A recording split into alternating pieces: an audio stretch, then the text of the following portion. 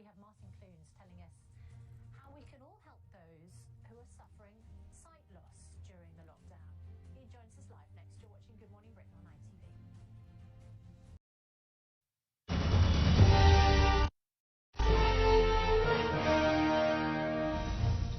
Well, Doc Martin star Martin Clunes is aiming to help host the world's largest virtual tea party to raise money for struggling charity guide dogs. And Martin joins us now from Dorset.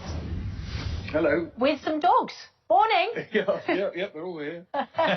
this one was just washing the cat, but the cat's gone. Probably had enough. She's clean now. Or she didn't want to be seen being washed by a dog on national television. Possibly. Oh, no, she's washing the other dog now.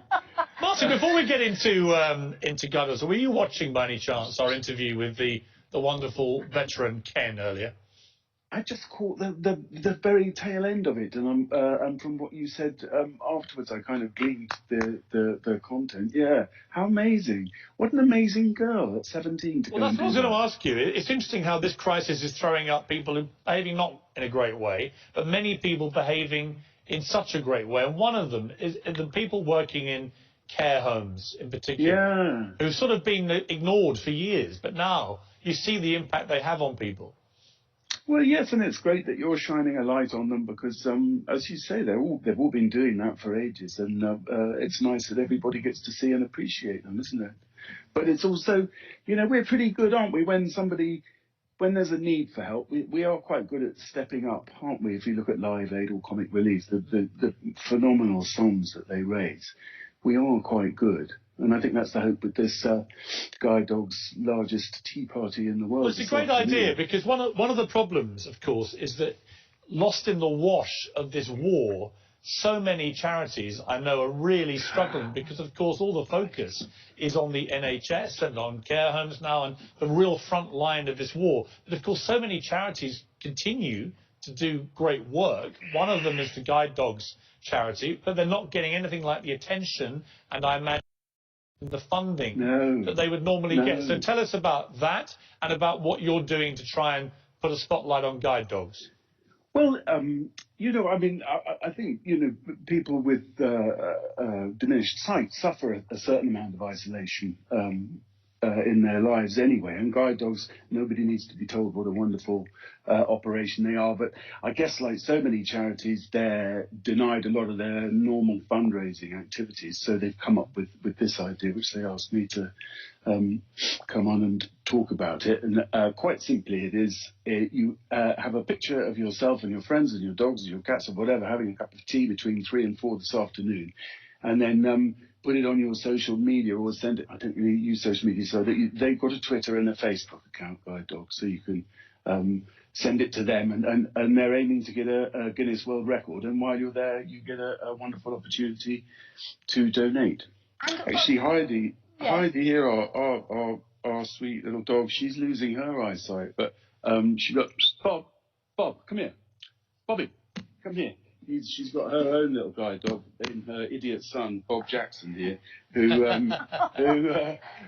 never leaves her side, and she sort of bumps into him and bimbles along and gets away with that. But years ago, I went to visit one of their training centres, and they blindfolded me and had a dog lead me around an assault course, and it was the most extraordinary thing. It really was. They're amazing. Martin, I love it when animals work together with people. You're obviously not filming at the moment. There's no filming being done almost anywhere in the world. Yeah. You're lucky. You're on a farm. So you've got plenty of space, presumably. But your wife, I believe, had a few symptoms of coronavirus. How's she been doing? And are you okay? She's much better, thank you very much. Yes. No. Me and my daughter are fine. We locked Philippa away for a bit, but the symptoms diminished and she's back fighting fit, thank God. Yeah, but it was scary, and you know, we had to sort of clear the farm of the people who work here. But you know, you just sort of find what's good, don't you, and going on. What do you make of this weird world that we're all now existing in? It's I don't know. I'm really having a hard time making anything of it because I've no frame of reference. Nothing like this has ever happened to any of us like this before, has it? I just sort of, well, I kind of live my life like that anyway. Just wait and see what happens next. But some people are saying that out of all the misery, and the lockdown hell for so many people. And obviously, many people are living in far less comfortable conditions than you are, or I am, or Susanna is. But they're also saying there have been some positives that they've found from this. You know, the cleaner air, nature, and so on. Have you spotted that down on the farm? Have you felt like there are a positive to come out of this? Yeah, there's loads more pheasants around because they're not getting smashed by the cars they usually throw themselves in front of. There's pheasants everywhere. Yeah, it's true. Yeah. Yeah, the roadkill is just minimal, isn't it? But yes, but I mean, I'm aware, look, Bridport, the streets are shut, but our butcher, Phil Frampton, he's still opening, and he's delivering places. We had a lovely Sunday roast takeaway from the Half Moon in Melplash, our local restaurant. Brassica is delivering food to people.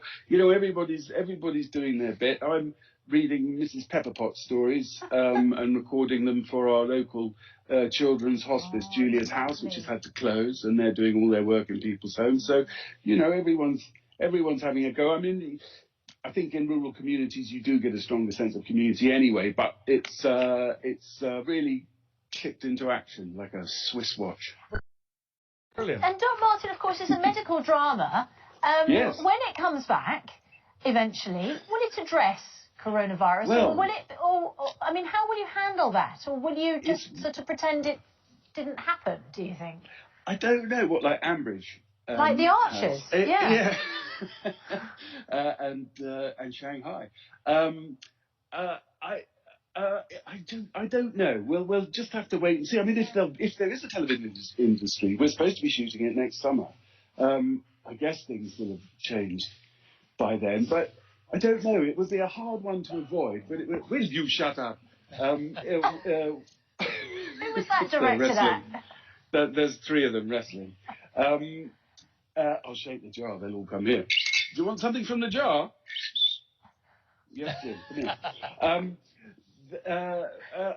I don't know. It would be weird to avoid it, but it wouldn't. I don't know how we'd fold that into, delightful Port Wen seaside life. No. Or whether the whole cast will have to wear face masks. I don't know. Or whether we need an escape. Or maybe we just want to move on from it all whenever we can. Maybe. Martin, one question I have to ask you is, because some viewers are asking, are you wearing your pyjamas? Yeah. Did you forget you were on national television, or is this a statement of intent? Well, I got no access to the makeup I so desperately need, or a tie, or anything. I might as well. This is how you find me. Well, I think many people are finding it rather fetching, so certainly no complaints from viewers this morning. Great to talk to you, Martin. All the best with the Guide Dogs charity. Yes, it's the charity Great cause. Guinness World Record attempt for the biggest virtual tea party. Love that. Today That's it. Between 3 and 4 today. Great. That's it. Absolutely right. Thank you to you. Cheers. To your dog and to your pyjamas. Thank you. I won't stand up. We haven't done many interviews with major TV stars in pyjamas, have we? I think that's probably the first one. Might be the first one. Time now for the competition and your chance to win a